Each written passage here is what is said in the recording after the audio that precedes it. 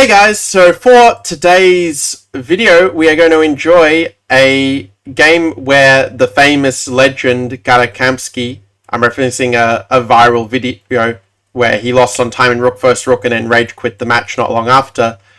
Well, it's a game where he lost against the Stafford Gambit. So am I recommending the Stafford Gambit for black already? That's not the case, but it's a fun game, and actually, believe it or not, Kamsky is not the highest rated player to lose to Stafford, at least, in the published games on Mega Database. That honor goes to Ho Yifan, but, she played like knight f3 in a rapid game, so I think that what happened to you just pre-moved the move d6, and, black just got a very fine position out of the opening. Not sure if that necessarily counts, but, Kamsky's, let's say, the second highest rated player to lose to the Stafford Gambit by, let's say, 1 point, as it were. So we had knight c6, dc6, and for the first few moves, Kamsky does play it correctly, like d3 and bishop e2 is, the refutation I've been suggesting for white and been playing for some time now. There's no point is that black's best move objectively is to go knight g4, but also, after bishop g4, queen h4, like, this arising ending is not really what a Stafford Gambit player kind of wants, to down the pawn without any real active play, and just so easy to play like bishop e3, knight d2, and just have no weaknesses whatsoever for black to get at. So practically speaking, h5, at least tries to set some practical problems, and I always played the move c3 here as white, just going d4, knight d2, d4, kicking the bishop, and then black just doesn't get any meaningful counterplay.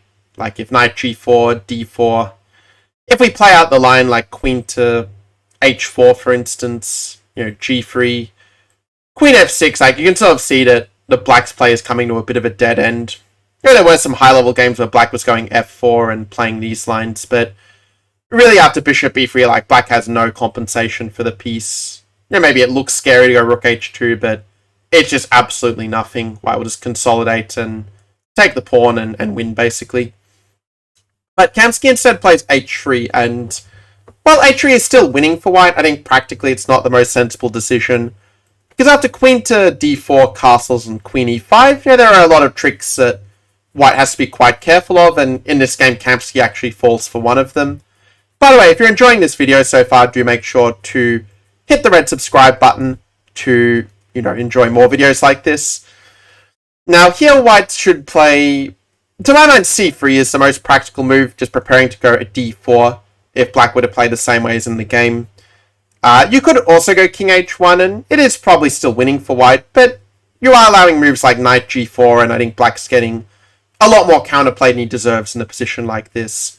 Like, it's winning from a computer point of view, but from a human perspective, like knight f2 coming in, it's definitely not a lot of fun, let's put it like this. You consolidate, but you still have to play, like, quite precisely after king g3. And g5, like, still white has to find a few good moves to actually win from here. Whereas with c3, your life's a little bit easier, and of course you played 7 c3, your life is much easier again. If they do play knight g4 here, like, you just want to take, and, if hg4, you go d4 and you win a piece that way, that's quite nice. Or if bishop g4, you move the queen away. And then, you can go d4, and therefore bishop h3, this stuff is not as much of a problem. By the way, if they do play white does play knight d2, which is what happened in the game, well, what do you think is the best move for black at this point? Let's see who gets it right in the comments down below.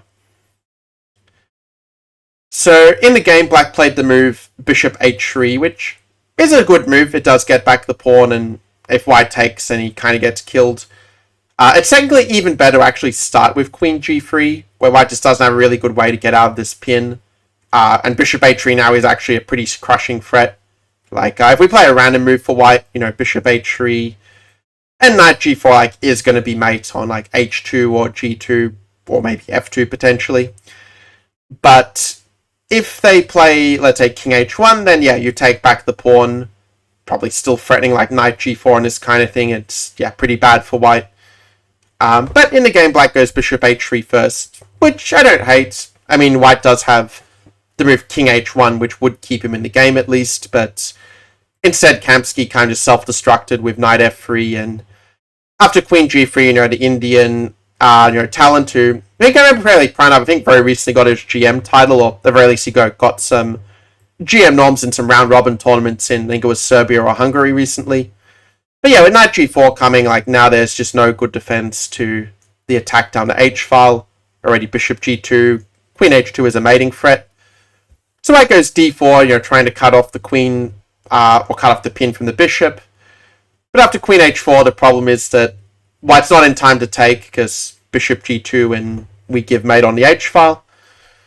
Or if white plays f4 is in the game, well then we just want to make sure we cut the king off to do my best impersonation of Varetsky accent. So now the key is to play g3. And go for bishop g4, queen h1 mate ideas.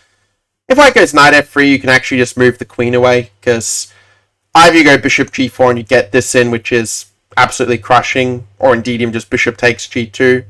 Is going to be pretty good as well, in fact, just going for, you know, something like this, and if king g2, of course, it's going to be mate, as you can see here.